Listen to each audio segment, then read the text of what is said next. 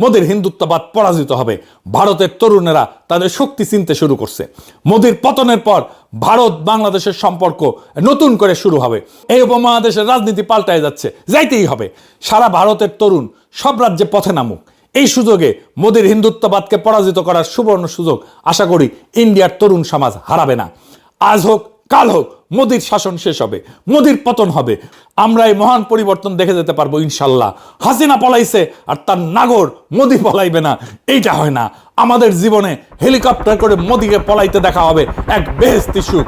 আশা করি খোদা তাআলা আমাদের সেই সুখ থেকে বঞ্চিত করবেন না। ইন্ডিয়া জায়গায় উঠেছে, তাদের তরুণ ছাত্র সমাজ জায়গায় উঠেছে, ঠিক বাংলাদেশের মতো নেপালের মতো ছড়ায় পড়তেছে আন্দোলন ইন্ডিয়ার বিভিন্ন রাজ্যে।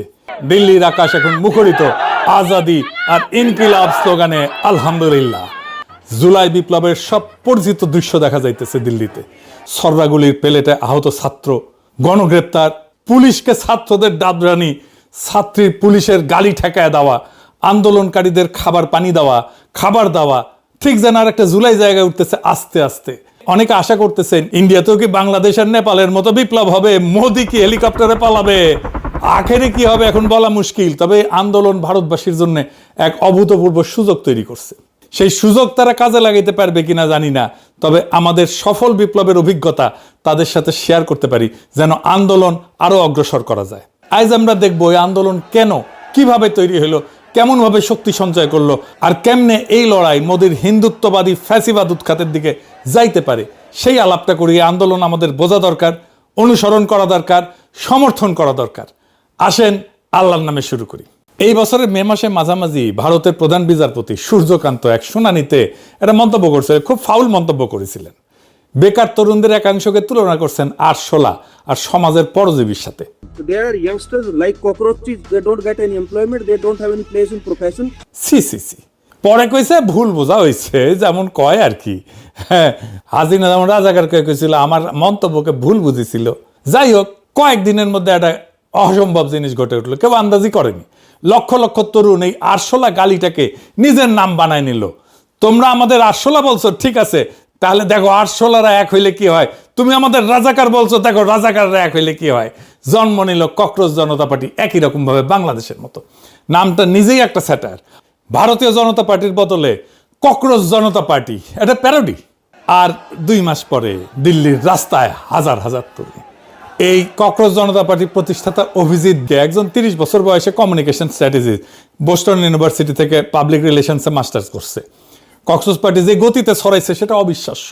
চালুর 78 ঘন্টার মধ্যে ইনস্টাগ্রামে 30 লক্ষ ফলোয়ার, 5 দিনে কম সময় 1 কোটি পার। বিজেপির অফিসিয়াল অ্যাকাউন্টকে ছাড়াই গেছে।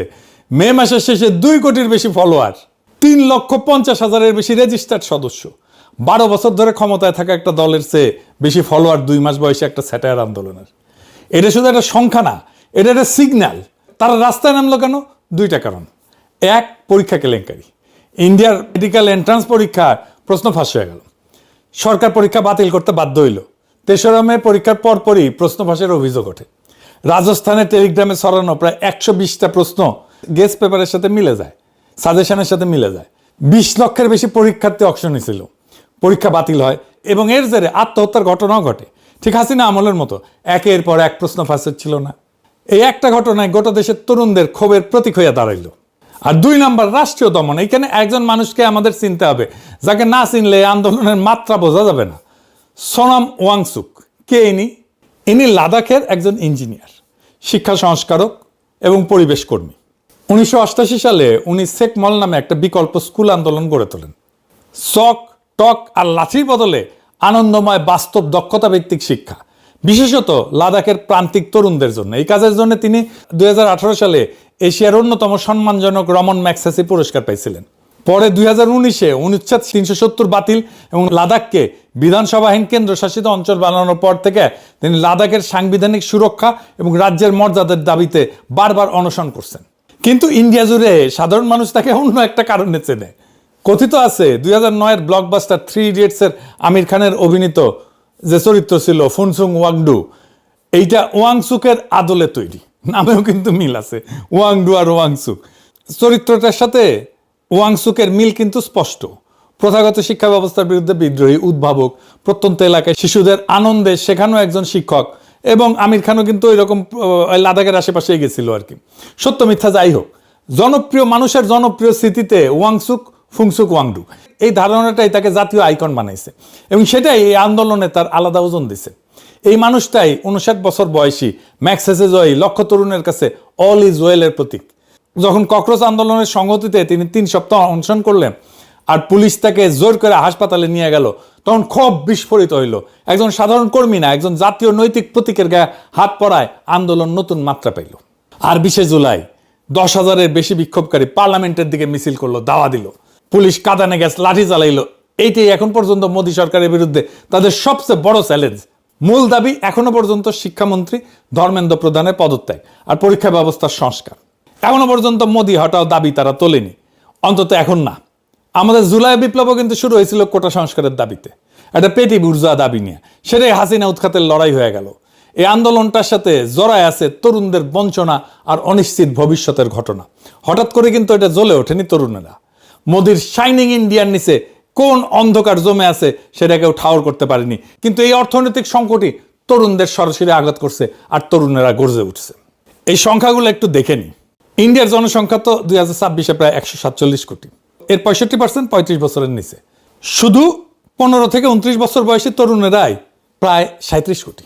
পৃথিবীতে সর্বোচ্চ। প্রত্যেক বছর 1,20,00,000 নতুন তরুণ শ্রমবাজারে ঢুকতেছে, কিন্তু ইন্ডিয়ায় 25 বছরের নিচে গ্র্যাজুয়েটদের বেকারত্ব প্রায় 40%। বেকার তরুণদের মধ্যে যারা 20 থেকে 29 বছর বয়সী, তাদের মধ্যে গ্র্যাজুয়েটদের অংশ 2017-তে 46% ছিল, 2023-এ এটা 67% হয়েছে। বেকারদের 2/3 এখন ডিগ্রিধারী গ্র্যাজুয়েট। মানে লেখাপড়া করলেই যে গাড়ি ঘোড়া চলা যাবে তা কিন্তু না। শিক্ষার দারিদ্র থেকে বেড়ানোর আর সিঁড়ি হয় নাই। শিক্ষা এখন হতাশার একটা নতুন উৎস। 20 থেকে 29 বছর বয়সী 6.5 কোটি গ্র্যাজুয়েটের মধ্যে প্রায় 1 কোটির বেশি বেকার গ্র্যাজুয়েট। এই সংখ্যাটা সুইডেন বা পর্তুগালের গোটা জনসংখ্যার চেয়ে বেশি।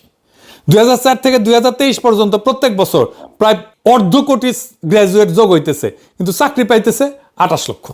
স্যামুয়েল হান্টিংটনের একটা পুরানো ধারণা আছে, যখন একটা সমাজে আকাঙ্ক্ষা বা অ্যাসপিরেশন দ্রুত বাড়ে কিন্তু সুযোগ বা অপরচুনিটি সেই গতিতে বাড়ে না, তখন সেই যেই ফাঁকটা তৈরি হয় সেটাই অস্থিরতার জন্মভূমি। অর্থনীতিবিদরা এটাকে বলে অ্যাসপিরেশন অপরচুনিটি গ্যাপ। ভারতের 36 কোটি তরুণ শিক্ষিত হচ্ছে, স্বপ্ন দেখতেছে, ইনস্টাগ্রামে গোটা দুনিয়ার জীবনযাত্রা দেখতেছে, আর বাস্তবে চাকরি নেই। এই ফাঁকটাই ককরোচ। বঞ্চনাটা বানানো না, সংখ্যায় প্রমাণিত এবং গভীর। এটা নিছক ভাইরাল একটা ট্রেন্ড না।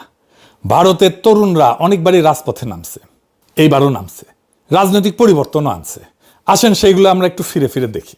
ভারতের ছাত্র তরুণদের আন্দোলন এটা নতুন কিছু না। এই আন্দোলনগুলো দেখলে একটা প্যাটার্ন কিন্তু ধীরে ধীরে বাড়ায় আসে। 1974-এ গুজরাট আর বিহারের কলেজগুলোয় ছাত্রগুলো রাস্তায় নামলো। দাবি খুবই সাধারণ, সেনা দাবি, শিক্ষার ফি কমাও, খাবারের দাম কমাও, দুর্নীতি থামাও। আগের বছর ফসল মার খেয়েছিল ওই অঞ্চলে, খাদ্য উৎপাদনে ধস নামছে, মূল্যস্ফীতি থেকে প্রায় 17%। মানুষের পেটে টান পড়ছে, আর ছাত্ররা সেই ক্ষোভের প্রথম কণ্ঠস্বর হয়ে উঠল। কিন্তু ছাত্র আন্দোলনের একটা চিরকালীন সমস্যা আছে, উত্তেজনা থাকে, সংগঠন থাকে না। ক্ষোভ থাকে, কিন্তু গোটা দেশের কাছে গ্রহণযোগ্য মুখ থাকে না। বিহারের ছাত্ররা এই দেয়ালে বারবার ধাক্কা খাইতেছিল। তারা তখন এমন একজনের দ্বারস্থ হইল যিনি বহু বছরের সক্রিয় রাজনীতি থেকে দূরে ছিলেন, নাম জয়প্রকাশ নারায়ণ। ইনি কে? ভারতের স্বাধীনতা সংগ্রামের একজন কিংবদন্তি। ব্রিটিশ বিরোধী আন্দোলনে জেল খাটছেন, সমাজতন্ত্রী নেতা হিসেবে নেহরুর সমসাময়িক। কিন্তু স্বাধীনতার পর উনি ক্ষমতার রাজনীতি আর করেননি, ছেড়ে দিচ্ছেন। মন্ত্রিত্ব দেওয়া হয়েছিল ওনাকে, প্রস্তাব ফিরাই দিচ্ছেন উনি প্রস্তাব। উনি সামাজিক আন্দোলন করতেন, ভূমিহীনদের সাথে কাজ করতেন, জমিদারদের কাছ থেকে জমি নিয়ে গরিবদের বিলাই দিতেন। তার মানে ওনার কোনো পদ ছিল না, দল ছিল না, ক্ষমতার লোভ ছিল না। ঠিক এই কারণেই তার কথার ওজন ছিল অন্য সবার চেয়ে বেশি। 1974 সালে তার বয়স 72 বছর, শরীর ভাঙা, হার্টের রোগ। ছাত্র তখন থেকে নেতৃত্ব নিতে অনুরোধ করলো, একটা শর্ত দিয়েছিলেন যে আন্দোলন হইতে হবে সম্পূর্ণ অহিংস। তারপর রাজি হয়েছিলেন উনি, খেলা ঘুরে গেল। জয়প্রকাশ যোগ দেওয়ার আগে ওইটা ছিল বিহারের ছাত্রদের একটা আঞ্চলিক ক্ষোভ। যোগ দেওয়ার পরে সেটা হয়ে দাঁড়ালো একটা জাতীয় নৈতিক অভিযান। ইনি নাম দিলেন সম্পূর্ণ ক্রান্তি, সম্পূর্ণ বিপ্লব। ছাত্রদের দাবি আর ফি আর খাবারের দামে সীমাবদ্ধ থাকলো না, দাবি হয়ে গেল গোটা ব্যবস্থার পরিবর্তনের। বিরোধী দলগুলো একজোট হইল তার পেছনে, কারণ তাকে কোনো দলের লোক বলে দাগানো যাইতেছিল না।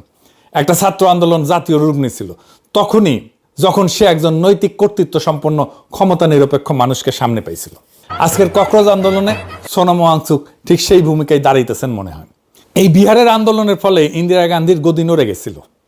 জরুরি অবস্থা জারি হইল, সংবাদপত্র বন্ধ, বিরোধী দলের নেতারা জেলে, জয়প্রকাশ নারায়ণকেও জেলে নেওয়া হয়েছিল, গণতন্ত্র স্থগিত, মনে হইল সব শেষ, ইন্দিরা গান্ধী জিতে গেল। কিন্তু ইতিহাস এইটা T20 না, এটা টেস্ট ম্যাচ, এটা দীর্ঘ খেলা খেলে। 3 বছর পর 1977-এ সেই ইন্দিরাই ভোটে ধরাশায়ী হইল। আর ওই ছাত্র আন্দোলনের গর্ভ থেকে জন্ম নিল একটা গোটা রাজনৈতিক প্রজন্ম, নীতিশ কুমার, লালু প্রসাদ, আরো অনেকে, যারা পরের 40 বছর ভারতের রাজনীতি চালাইছে। আন্দোলন হারে যাও জিতছিল, তবে সঙ্গে সঙ্গে না। এর 16 বছর পর 1990-এ ছাত্ররা আবার রাস্তায় নামছিল। ইন্ডিয়া জাতপাতের বৈষম্য কাটাইতে সরকারি চাকরি এবং শিক্ষা একটা সংরক্ষণের ব্যবস্থা আছে, কোটা সিস্টেম আছে বহু বছর থেকে, দলিত আর আদিবাসীদের জন্য।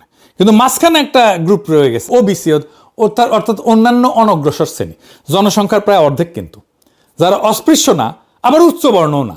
1979 সালে বিপি মন্ডলের নেতৃত্বে একটা কমিশন সুপারিশ করছিল যে এদের জন্য 27% একটা সংরক্ষণ কোটা দরকার।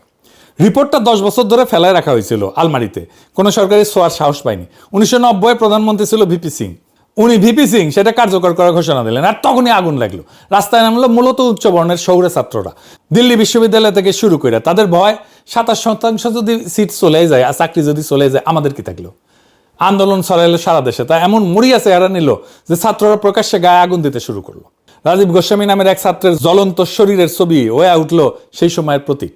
74-এর সাথে পার্থক্যটা দেখেন, জেপির আন্দোলন ছিল সমাজের নিচতলার পক্ষে, বঞ্চিতদের হয়ে, আর মন্ডল বিরোধী আন্দোলন ছিল উল্টা, প্রতিষ্ঠিত সুবিধাভোগীদের সুবিধা রক্ষার লড়াই। দুটোই ছাত্র আন্দোলন, দুটাতেই তরুণরা রাস্তায়, দুটাতেই আত্মত্যাগ, কিন্তু ইতিহাসের দাঁড়িপাল্লায় দুটার ওজন কি এক না? ছাত্ররা রাস্তায় নামলে সেটা প্রগতিশীল হয়ে যায় না। এই কথাটা আজকের কক্সবাজারের ক্ষেত্রে মাথায় রাখতে হবে। যেমন শাহবাগের তরুণ আর জুলাইয়ের তরুণরা কি এক? কোনটা প্রগতিশীল? শাহবাগ প্রতিক্রিয়াশীল আর জুলাই প্রগতিশীল। তরুণরা কি চাইতেছে তা না, প্রশ্নটা হলো কার হয়ে চাইতেছে। আর এই আন্দোলনের ফল আসলো খুব দ্রুতই, বিজেপি ভিপি সিং এর উপর থেকে সমর্থন তুলে নিল, আর নভেম্বরে ভিপি সিং সরকার পড়ে গেল। দেখে মনে হলো আহা, আন্দোলনের সরকার ফেলাই দিল। না, ভিপি সিং এর সরকার ছিল একটা ভঙ্গুর জোট সরকার, নিজের কোনো সংখ্যাগরিষ্ঠতা ছিল না, বাইরে থেকে দুই বিপরীত মেরুর সমর্থনে টিকেছিল, একদিকে বিজেপি আর একদিকে বামপন্থীরা। অদ্ভুত ব্যাপার, এই সরকার এমনিতেই সুতায় ঝুলতেছিল, রাস্তার চাপ শুধু শেষ ধাক্কাটা দিছে। সরকার পড়ছিল সংসদের ভেতরে, রাস্তায় না। বাম আর বিজেপি একসাথে সরকারকে সমর্থন দিছিল, আজীব ব্যাপার না? এরপরে 2011 দিল্লির যন্তর মন্তরে অনশনে বসলো একজন প্রবীণ গান্ধীবাদী সমাজকর্মী, আন্না হাজারে। মহারাষ্ট্রের গ্রামে পানি সংরক্ষণের কাজ কইরা পরিচিত হয়েছিলেন, ঠিক একই জায়গায় যেখানে আজকে কক্রোচরা বসে আছে। দাবি একটাই, একটা শক্তিশালী দুর্নীতি বিরোধী প্রতিষ্ঠান লোকপাল দিতে হবে। প্রেক্ষাপট তখন কমনওয়েলথ গেমস আর 2G স্পেকট্রামের মতো বিশাল কেলেঙ্কারি হইতেছে, একের পর এক ফাঁস হইতেছে দুর্নীতির কথা, কেলেঙ্কারির কথা। মধ্যবিত্ত রাস্তায় নেমে আসলো, 24 ঘন্টায় টিভি চ্যানেলে লাইভ সম্প্রচার করলো। তরুণ স্বেচ্ছাসেবকরা মোমবাতি হাতে জড়ো হইল, ফেসবুক টুইটার উপসে পড়লো। আবার সে একই সূত্র, একজন ক্ষমতা নিরপেক্ষ নৈতিক কর্তৃত্ব সম্পন্ন প্রবীণ, তার পেছনে ক্ষুব্ধ তরুণেরা। সরকার সরাসরি পড়েনি, লোকপাল আইন শেষ পর্যন্ত পাশ হয়েছিল, তবে অনেক পানি ঘোলা কইরা। কিন্তু আসল ফল ছিল অন্য জায়গায়। এই আন্দোলনের পেট থেকে বেড়ায় আসলো একটা নতুন রাজনৈতিক দল, আম আদমি পার্টি। আর 3 বছর পর 2014-তে কংগ্রেস জোট ক্ষমতাচ্যুত হইল। আম আদমি পার্টি দিল্লিতে দুর্দান্ত করলো, পাঞ্জাবেও পৌঁছাইলো, কিন্তু জাতীয় বিকল্প হইয়া উঠতে পারলো না। শহুরে শিক্ষিত মধ্যবিত্ত ভিত্তির বাইরে বেড়ানো তার পক্ষে কঠিন হয়ে দাঁড়াইল। এটা মনে রাখবেন, এই ঘটনা ঘটছে জাসদের ক্ষেত্রে, এনসিপির ক্ষেত্রেও। আর কক্রোচ আন্দোলনের সামনে ঠিক একই ফাঁদ আহা কইরা আছে, আর একটা আম আদমি হয়ে যাওয়ার ফাঁদ। এবার দুইটা সাম্প্রতিক ঘটনা, এই দুইটাই মোদী সরকারের আমলে। প্রথমটা সিএএ এনআরসি বিরোধী আন্দোলন, 19 থেকে 20, নাগরিকত্ব আইনের সংশোধন করে দেশ জুড়ে বিক্ষোভ, বিশ্ববিদ্যালয় ক্যাম্পাসগুলো উত্তাল, দিল্লির শাহিনবাগে মাসের পর মাস ধরে বসে থাকা নারীদের অবস্থান, বিশাল আবেগ ঘন ছবির মতো সুন্দর প্রতিরোধ, কিন্তু শেষ পর্যন্ত রাষ্ট্রীয় দমন, দিল্লিতে দাঙ্গা হইল, আর তারপরে কোভিডের ধাক্কা। সব মিলে আন্দোলন স্থিমিত হয়ে গেল, আইনটা রয়ে গেল, কিন্তু তার ঠিক পরেই আসলো দ্বিতীয় আর একটা ঢেউ। এবং এইটাই এই গোটা ইতিহাসের সবচেয়ে গুরুত্বপূর্ণ অধ্যায়, কৃষক আন্দোলন। 2020 থেকে 21 তিনটা নতুন কৃষি আইনের বিরুদ্ধে পাঞ্জাব এবং হরিয়ানার কৃষকেরা ট্রাক্টর নিয়ে দিল্লির সীমান্তে এসে বসে পড়লেন। শুধু বসে পড়া না, তারা সেখানে রীতিমতো সংসার পাতলেন, রান্নাঘর করলেন, লাইব্রেরি হইল, চিকিৎসা শিবির হইল, এখানে পত্রিকা ছাপা হইতো। শীত গেল, গ্রীষ্ম গেল, কোভিডের দেও গেল, তারা নড়ল না 1 বছরের বেশি সময়। আর 1921 নভেম্বরে যা ঘটলো তা প্রায় অভাবনীয়। মোদী নিজে টেলিভিশনে এসে ঘোষণা দিল 3টা আইনই প্রত্যাহার করা হইতেছে। कुछ किसान भाइयों को हम समझा नहीं पाए, किसी को भी दोष देने का नहीं है। आज मैं ये बताने आया हूं कि हमने 3 कृषि कानूनों को वापस लेने का, रिपील करने का निर्णय लिया है। কেন কৃষকরা পারলেন যেখানে সিএ আন্দোলন পারল না? কারণ কয়েকটা। কৃষকদের ছিল একটা সুনির্দিষ্ট সীমিত দাবি, এই 3টা আইন বাতিল করো, ব্যাস। ছিল তাদের প্রস্তুত সংগঠন, ছিল কৃষক ইউনিয়ন, ছিল দশকের পর দশক ধরে গড়ে উঠছিল ইউনিয়ন, যাদের সংগঠন এবং আন্দোলনের অভিজ্ঞতা ছিল। আর ছিল আর্থিক ভিত্তি, টাকা পয়সা ছিল, লোকবল ছিল, যা দিয়ে 1 বছর টিকে থাকা যায়। আর সবচেয়ে গুরুত্বপূর্ণ ছিল তাদের দেশবিরোধী বা সাম্প্রদায়িক বলে ট্যাগ দিয়ে দেওয়া যায়নি। সংখ্যাগরিষ্ঠ সম্প্রদায়েরই মানুষ ছিল, সবাই হিন্দু ছিল, শিখ ছিল। এবং পাঞ্জাব আর হরিয়ানা, সেই জায়গা থেকে যেখানে পাঞ্জাব আর হরিয়ানা থেকে সেনাবাহিনীতে সবচেয়ে বেশি সৈনিক পাঠানো হয়, এই বৈধতার যে বর্ম ছিল এটাই তাদের বাঁচাই দিয়েছিল। অর্থাৎ শক্তিশালী সরকারকে হারানো যায়, কিন্তু আবেগ দিয়ে না, যায় সংগঠন, ধৈর্য, সীমিত দাবি আর প্রশ্নাতীত বৈধতা দিয়ে। এই জন্যই ছাত্ররা বাংলাদেশে সফল হয়েছিল। রাজনৈতিক দলগুলো বছরের পর বছর, ঈদের পর আন্দোলন ঘোষণা দিয়েও করতে পারেনি, সফল হইতে পারেনি। এখন আসেন দেখি আন্তর্জাতিক মিডিয়া এই ভারতের ককরোচ আন্দোলন নিয়ে কি বলতেছে। পশ্চিমের মূলধারার মিডিয়া কিন্তু বলতেছে এটা আঞ্চলিক ঢেউয়েরই অংশ। আঞ্চলিক ঢেউ মানে যেটা নেপালে হয়েছে, বাংলাদেশে হয়েছে। নিউজিক তো সরাসরি লিখছে এই প্রতিবাদ গত 2 বছরে বাংলাদেশ, নেপাল থেকে কেনিয়া, মাদাগাস্কার, মরক্কো, মেক্সিকো পর্যন্ত ছড়ায় পড়া জেনজি রাস্তার আন্দোলনগুলোর প্রতিচ্ছবি। ফিনান্সিয়াল টাইমস বলেন, ওয়াল স্ট্রিট জার্নাল বলেন, এনপিআর বলেন, আল জাজিরা বলেন, পিবিএস বলেন, সবাই আন্দোলনটাকে বাংলাদেশ নেপালের প্রেক্ষাপটে বসায় বিশ্লেষণ করতেছে। আমি যেটা বললাম এই প্রথমে অর্থনীতি, ওয়াল স্ট্রিট জার্নাল অর্থনীতিকে মূল কারণ হিসেবে দেখাইতেছে। দ্রুত বর্ধনশীল অর্থনীতি, কিন্তু তরুণদের চাকরি নেই, এটাই ওয়াল স্ট্রিট জার্নাল বলছে। এখন এই আন্দোলন মোদির পতনের দিকে যাবে কিনা সেটা ভবিষ্যৎ বলবে। তবে মোদিকে যথেষ্ট চাপে তো ফেলবেই। এই আন্দোলন যদি সারা ভারতের সব রাজ্যে ছড়ায় যায় তাহলে একটা বিপ্লবাত্মক অবস্থা সৃষ্টি হইতে পারে। তবে এই আন্দোলন যেটা স্পষ্ট করছে, ইন্ডিয়ান সমাজের গভীরে মোদির শাসনের বিরুদ্ধে বিপুল সংখ্যক মানুষ ক্ষুব্ধ, কিন্তু তারা কথা বলতে পারে না, পথে নামতে পারে না, এবং এরা রাজনৈতিক দলের পিছনে দাঁড়াবে না। বাংলাদেশের মতোই কোন একটা নৈতিক কর্তৃত্ব সম্পন্ন তরুণরা যদি আসে তাদের পিছনে ঝাঁপে পড়বে। তারা কথা বলার স্পেস পেলেই তারা রাস্তায় নেমে আসবে, তাদের সমর্থন জানাবে। সারা ভারতের তরুণ সব রাজ্যে পথে নামুক। এই সুযোগে মোদির হিন্দুত্ববাদকে পরাজিত করার সুবর্ণ সুযোগ আশা করি ইন্ডিয়ার তরুণ সমাজ হারাবে না। আজ হোক কাল হোক মোদির শাসন শেষ হবে, মোদির পতন হবে, মোদির হিন্দুত্ববাদ পরাজিত হবে। ভারতের তরুণেরা তাদের শক্তি চিনতে শুরু করছে। মোদির পতনের পর ভারত বাংলাদেশের সম্পর্ক নতুন করে শুরু হবে। এই উপমহাদেশের রাজনীতি পাল্টায় যাচ্ছে, যাইতেই হবে। আমরা এই মহান পরিবর্তন দেখে যেতে পারবো ইনশাল্লাহ। হাসিনা পলাইছে আর তার নাগর মোদি পলাইবে না, এইটা হয় না। আমাদের জীবনে হেলিকপ্টার করে মোদিকে পলাইতে দেখা হবে এক বেহেশতি সুখ। আশা করি খোদা তাআলা আমাদের সেই সুখ থেকে বঞ্চিত করবেন না। ইনকিলাব জিন্দাবাদ, আজাদি জিন্দাবাদ, ককরোচ জনতা পার্টি জিন্দাবাদ।